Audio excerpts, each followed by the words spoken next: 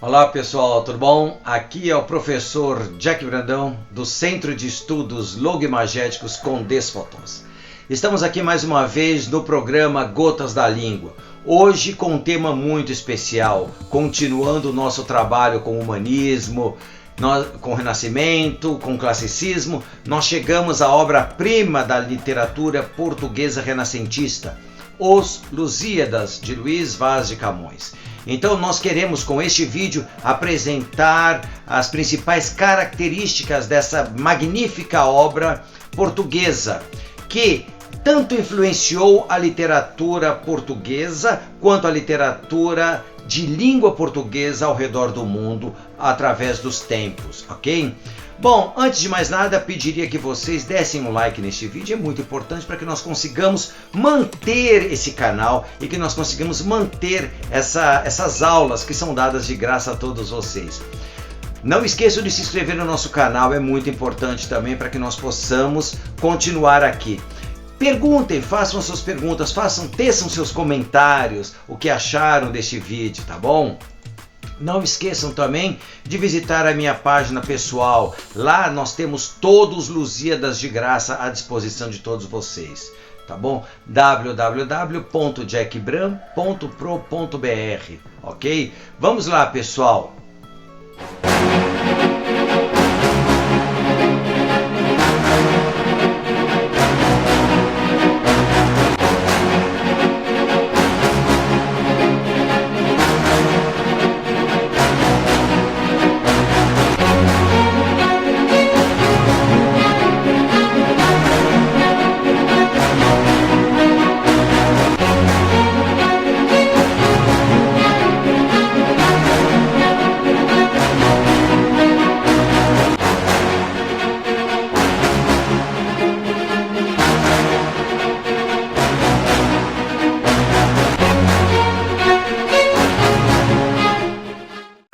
Luís de Camões, renomado como um dos maiores poetas da língua portuguesa, viveu durante o Renascimento.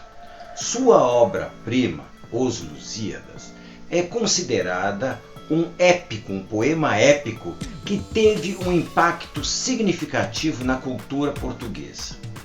Publicada em 1572, esta obra monumental é uma celebração das conquistas dos navegadores portugueses durante a Era dos Descobrimentos.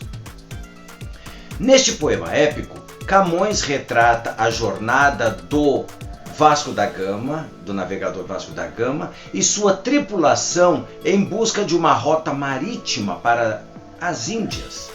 Ao longo de 10 cantos, o poeta descreve os desafios enfrentados pelos navegadores, desde as intrigas dos deuses mitológicos até os perigosos encontros com criaturas lendárias, como o gigante Adamastor. Um dos momentos mais marcantes da obra é a descrição do templo de Vênus, no canto 9, quando Camões apresenta a visão da deusa Vênus a Júpiter, solicitando sua intervenção para proteger Vasco da Gama e seus companheiros durante a jornada. No Golfo de Vênus, onde mora a mãe do Cupido gentil, onde se banha no momento estil o céu e o mar sereno, e logo que o sol no ocidente gasta suas roxas cores, Vênus santa, num sepulcro de verde as ondas corta, cercada de ninfas que choram com cabelos douro que os ares moviam. Esta cena ilustra não apenas a maestria poética de Camões, mas também sua habilidade em entrelaçar elementos mitológicos com a narrativa histórica. Além da jornada marítima, Os Lusíadas aborda temas profundos como o destino, a coragem e a identidade nacional portuguesa.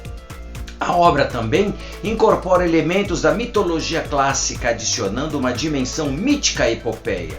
Outro exemplo marcante é o encontro de Vasco da Gama com o mítico Adamastor, guardião do Cabo das Tormentas, no canto 5º. Com longos e negros cabelos, toda a figura com as mãos cobria. só deixava olhos torvos, muito rebeldes, que dos cabelos úmidos saíam. A vista só deles eram tão babéus que amedrontavam aqueles que olhavam. Estes versos retratam de forma vívida o encontro de Vasco da Gama com uma força da natureza, adicionando um toque de mistério e perigo à história. As personagens, incluindo Vasco da Gama, o próprio Camões como narrador e figuras divinas como Vênus e Netuno, ganham vida nas páginas deste épico. Suas jornadas individuais e conflitos pessoais contribuem para a profundidade da narrativa. O legado de Os Lusíadas é inegável. Esta obra-prima não só consolidou o idioma português, mas também inspirou gerações de escritores e artistas em todo o mundo. Sua influência transcende a literatura, moldando a cultura e a identidade nacional de Portugal. Em suma, Os Lusíadas vão além de ser um mero poema épico. É uma obra que captura a essência de Portugal e continua a encantar e inspirar leitores ao redor do mundo, mesmo séculos após sua publicação original.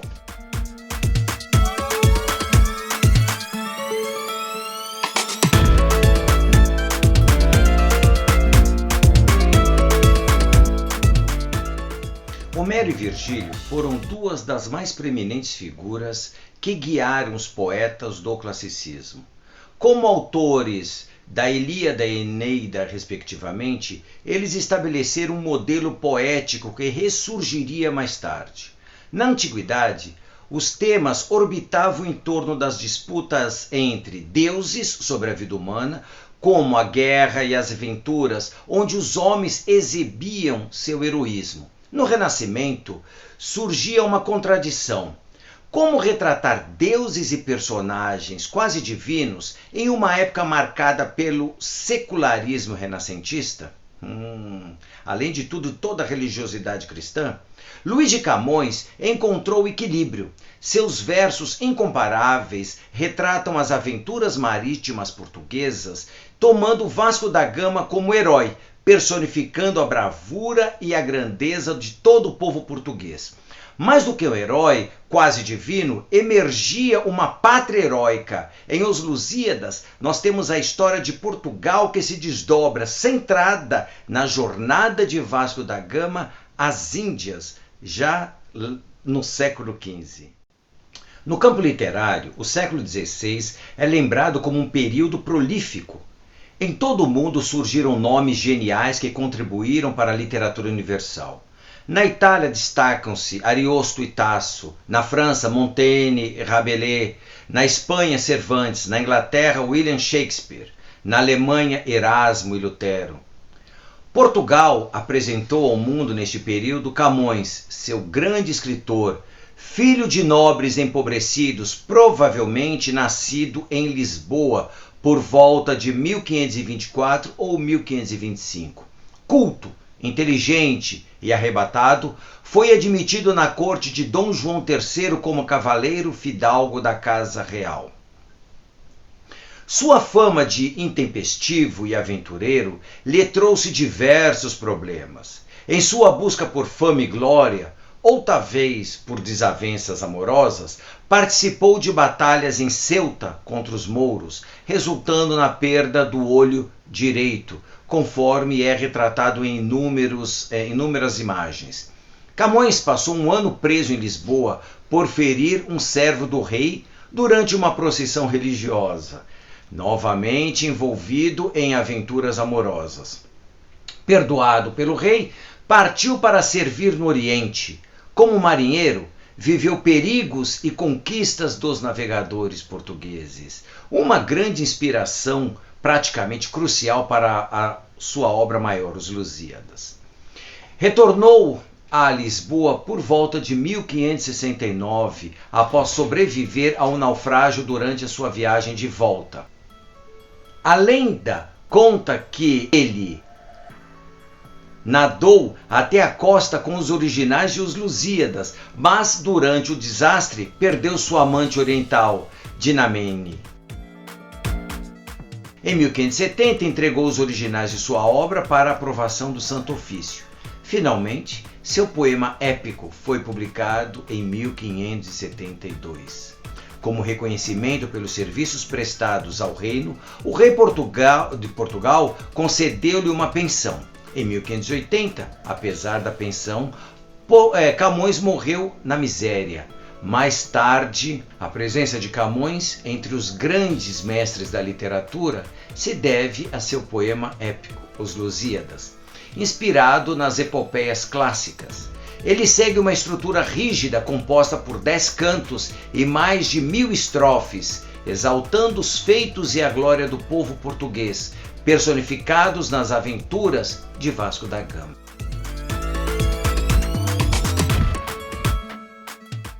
O épico retrata a jornada de um herói, mas Camões eleva todo o povo português à categoria de herói, atribuindo-lhes todas as honras e glórias. Escrito em versos decassílabos e oitava rima, com 3 rimas alternadas e uma paralela, AB, AB, AB, CC, em que o primeiro verso rima com o terceiro, que rima com o quinto, o segundo verso rima com o quarto, que rima com o sexto, e o sétimo verso rima com o oitavo. Preste atenção. E também as memórias gloriosas daqueles reis que foram dilatando a fé, o império e as terras viciosas de África e de Ásia andaram devastando, e aqueles que por obras valerosas se vão da lei da morte libertando, cantando espalharei por toda parte, se a tanto me ajudar o engenho e a arte. Na jornada de Vasco da Gama, Camões percebeu a missão de expandir a influência da Igreja Católica. Ele narra as memórias gloriosas daqueles reis que foram dilatando a fé, trazendo de volta o tema da conversão dos infiéis.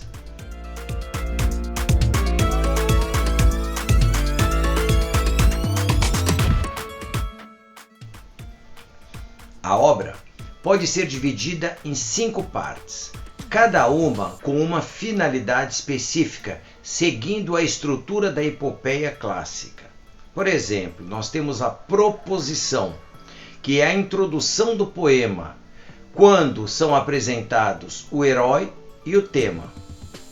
Neste caso, nós temos a viagem heróica da esquadra de Vasco da Gama rumo às Índias, motivo de orgulho e honra para o povo português.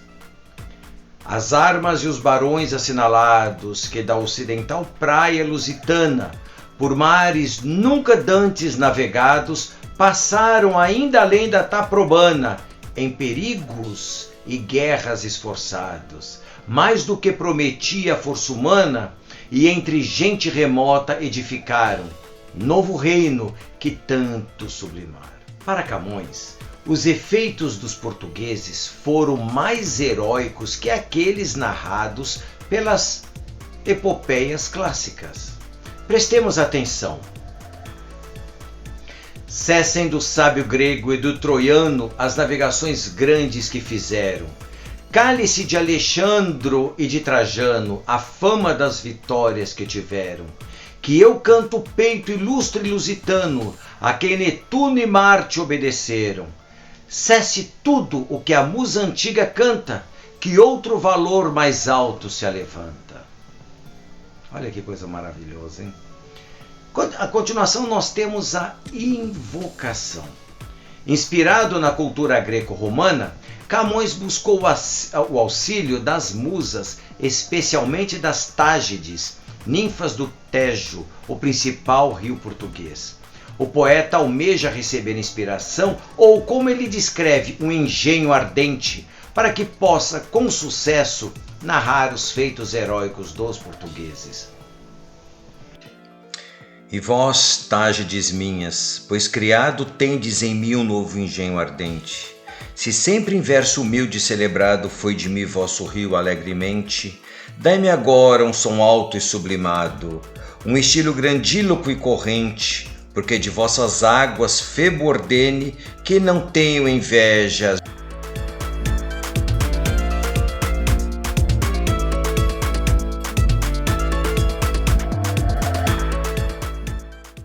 Temos também a dedicatória. O poema é dedicado a Dom Sebastião, que era o rei de Portugal durante a criação de Os Lusíadas, a quem Camões se refere como bem-nascida segurança. Vós, poderoso rei, cujo alto império o sol logo em nascendo vê primeiro, vê-o também no meio do hemisfério, e quando desce o deixa derradeiro. Vós, que esperamos julgo e vitupério do torpe ismaelita cavaleiro, do turco oriental e do gentil que ainda bebe o licor do santo rio. Inclinai por um pouco a majestade que nesse tenro gesto vos contemplo, que já se mostra qual na inteira idade, quando subindo ireis ao eterno templo, os olhos da real benignidade ponde no chão, vereis um novo exemplo de amor dos pátrios feitos valerosos, em versos divulgados numerosos.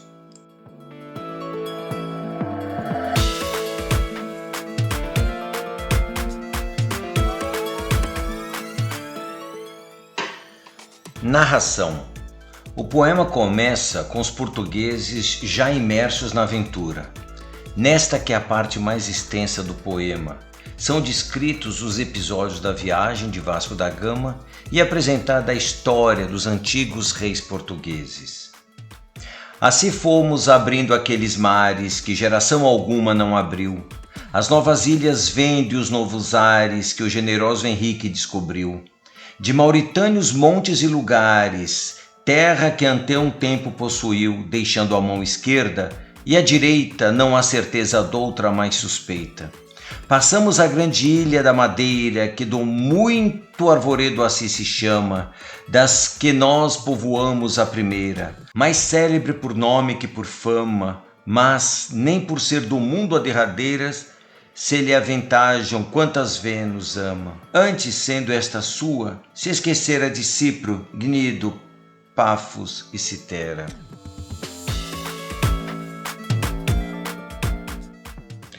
Epílogo.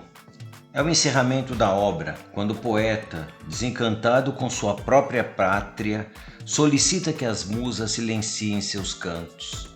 A pátria já não é digna de seus elogios. O poeta expressa uma crítica aos rumos da nação portuguesa, pedindo-lhe uma recuperação de consciência. No mais, musa, no mais, que a lira tenho destemperada e a voz enrouquecida, e não do canto, mas de ver que venho cantar a gente surda e endurecida. O favor com que mais se acende o engenho não no dá a pátria, não, que está metida no gosto da cobiça e na rudeza de uma austera, apagada e vil tristeza. E não sei por que influxo de destino não tem um ledo orgulho e geral gosto, que os ânimos levanta de contínuo a ter pera trabalhos lê do rosto. Por isso vós, ó rei, que por divino conselho estais no régio sólio posto, olhai que sois, e vede as outras gentes, senhor só de vassalos excelentes. Vamos agora prestar atenção nos 10 cantos do poema, o que cada um diz. Canto 1. Enquanto a frota portuguesa navega pelo Oceano Índico, após a corajosa decisão de iniciar a jornada, os deuses do Olimpo debatem sobre o destino dos navegadores. Netuno e Baco, contrários à empreitada, expressam indignação com a audácia dos lusitanos e se opõem firmemente à continuação da viagem. Marte e Vênus, por outro lado, enaltecem o valor e o heroísmo dos portugueses e pretendem protegê-los. Vênus, especialmente, reconhecendo no povo português a descendência latina de seu filho Enéas, fica dessa maneira ligado a eles. A decisão, porém, fica a cargo de Júpiter, que, concordando com Vênus, permite que a aventura prossiga. Derrotado na Assembleia Divina, Baco transforma sua hostilidade contra os lusos em ação, buscando impedir sua chegada às Índias. Para isso, ele utiliza os africanos, que armam armadilhas contra os portugueses. Além disso, nesse canto, descreve-se a viagem até Mombasa. Canto segundo. Os portugueses chegam a Mombasa, mas durante a viagem de Mombasa a Melinde, Baco continua tramando contra os navegantes, tentando destruir a frota. Vênus intercede junto a Júpiter e impede que os portugueses sejam sacrificados. Júpiter prevê a glória portuguesa no Oriente e instrui Mercúrio a convencer o povo a receber bem os portugueses. Mercúrio tem êxito nessa missão e o rei de Melinde solicita que Vasco da Gama narre a história de Portugal e de seu povo. Canto terceiro. Vasco da Gama narra a história de Portugal, desde a criação do condado portucalense até a Revolução de Avis. Ele invoca Calíope durante a sua narrativa. O momento mais marcante deste canto é a história de Inês de Castro, destacando o lirismo de Camões e a tradição trágica. Inês é degolada por Afonso IV, causando desespero em seu amado Dom Pedro, príncipe herdeiro de Dom Afonso, com quem ela se casara secretamente. Quando Pedro se torna rei, em um gesto de vingança e justiça, coroa Inês de Castro rainha, mesmo após sua morte. Canto quarto. Neste trecho, a história contada por Vasco da Gama abrange da Revolução de Avis até sua partida para a viagem às Índias, já no reinado de Dom Manuel. São destacadas as vitórias dos portugueses contra os espanhóis, especialmente na Batalha de Aljubarrota. No final do canto, durante a partida dos navios da frota de Vasco da Gama, um velho na Praia do Restelo, conhecido como Velho do Restelo, critica as navegações portuguesas e amaldiçoa a ambição lusitana de conquistar novas terras. Ele argumenta que são os marinheiros que arriscam suas vidas no mar, enquanto o rei e a burguesia desfrutam dos lucros das expedições. Vale ressaltar que em 1572, quando Os Lusíadas foi publicado, o domínio marítimo de Portugal estava em declínio. Então, a obra teve uma forte conotação de elogio. No entanto, ao mesmo tempo que exaltava a bravura do povo português, Camões incluiu no episódio do Velho do Restelo uma crítica à ambição da coroa e da burguesia de seu país. Olhando para a história, vemos que os protestos do Velho do Restelo se tornaram uma triste profecia, pois a morte de Dom Sebastião na Batalha de Alcácer Quibir abriu caminho para a anexação de Portugal pela Espanha. Era exatamente o oposto do que os valorosos portugueses haviam lutado durante séculos. No canto quinto, nós temos aqui o navegador português relatando sua viagem desde a partida de Portugal até o canal de Moçambique. São descritos os enfrentamentos com diversas dificuldades, como doenças e desastres naturais, como o fogo de San Telmo e a tromba marinha. Neste canto, também é narrado o encontro entre Vasco da Gama e o gigante Adamastor, que simbolizava as dificuldades em contornar o Cabo das Tormentas. No canto sexto, os portugueses partem para Calicut, na Índia. Aqui a epopeia deixa de ser uma narrativa do passado e chega ao presente. Baco desfere sua fúria contra os portugueses, que, no entanto, conseguem alcançar as Índias com a ajuda de Vênus. No canto sétimo, em Calicut, os navegadores são recebidos com honras pelo rei Samori. Descreve-se a Índia e os primeiros contatos com os mouros, com detalhes característicos do Renascimento. No canto oitavo, ao ouvir as explicações de Paulo da Gama sobre os símbolos da bandeira de Portugal, o rei consulta seus adivinhos, que fazem profecias contra os portugueses. Vasco da Gama, por sua vez, defende seu povo. No canto nono, traído pelos hindus, Vasco da Gama e sua esquadra conseguem escapar e iniciam o retorno a Portugal. Como reconhecimento por sua bravura, Vênus presenteia os navegadores com uma passagem pela Ilha dos Amores, onde se divertem com as Nereidas. Vasco da Gama recebe previsões de Tétis para o povo português. No canto décimo, descreve a Ilha dos Amores e o relacionamento entre os navegadores e as ninfas. Vasco da Gama conhece a máquina do mundo apresentada por Vênus. Os feitos heróicos dos portugueses são exaltados. Ao partir da ilha e retornar a Portugal, o poeta se despede agora, desiludido com seus compatriotas. No epílogo, o poeta lamenta a aventura e o destino de seu povo, dirigindo-se mais uma vez a Calíope. Bom, espero que todos tenham gostado. Não esqueçam, mais uma vez, de dar um like neste canal, de nos seguir em nossas redes sociais, ok? No Instagram, no TikTok. Bom, e também de passar para os seus amigos, compartilhem esse vídeo, teçam comentários aqui, que é muito importante. Façam perguntas, estou aqui à disposição também, tá bom? Bom, e vamos lá para a próxima!